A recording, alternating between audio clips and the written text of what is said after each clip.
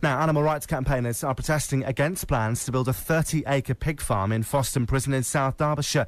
Midland Pig Producers wants to build the farm that could house up to 25,000 animals. Derby Animal Rights Group has handed in 850 letters against the planning application to Derbyshire County Council in Matlock this afternoon. Let's speak to David Otienwau and Emma Sneap, who's from the group, and joins me in the studio. David, if we can start with you, why are you so against these plans? It's an extremely cruel practice to cram 25,000 pigs into a facility where they'll never see light, never see daylight, they'll never feel the wind on their backs.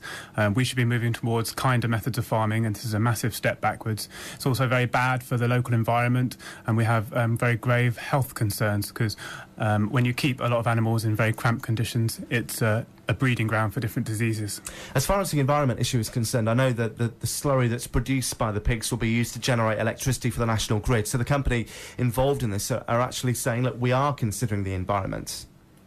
They may be trying to say things like that, but history has shown us that intensive farming leads to a very detrimental effect on the environment, and other places where they have adopted intensive farming, the amount of slurry, particularly from pig manure, which is very, very rich in nitrates, has seeped into the water table and led to all kinds of negative effects. And just all the noises, the smells, the extra traffic on the road, I wouldn't want to live next door to such a facility. How far do you live from it? Personally, I live something in the region, about 10 miles away, so I'm a little, I wouldn't have the worst of it, but my heart goes out to the people that would be living quite nearby. In particular, it would be right next door to a women's prison, which would be HMP Foston, and obviously the inmates of women's prison wouldn't have any say in the matter, and they'd just be subjected to this eyesore in Green and Pleasant, Derbyshire. Emma, just tell us what you've been doing in Matlock today, because there have been people in Matlock who've been against these plans. Yeah, we've had people from all around the country come and help us protest outside the county council, as far as Liverpool and Manchester. We've getting people to sign our petition, which we've sent off today, and we've just been making the council aware that we really don't want this to go ahead. How many people are against this? What is the strength of feeling? So far, I've not spoken to anybody who is for these plans. So I'd say pretty much the majority of people in Derbyshire are against this. Can you stop this from happening, David, do you think? Well, there was a similar plan that was put forward to build a huge mega dairy out in Nocton in Lincolnshire, and because of the strength of feeling against it, the plans have been abandoned.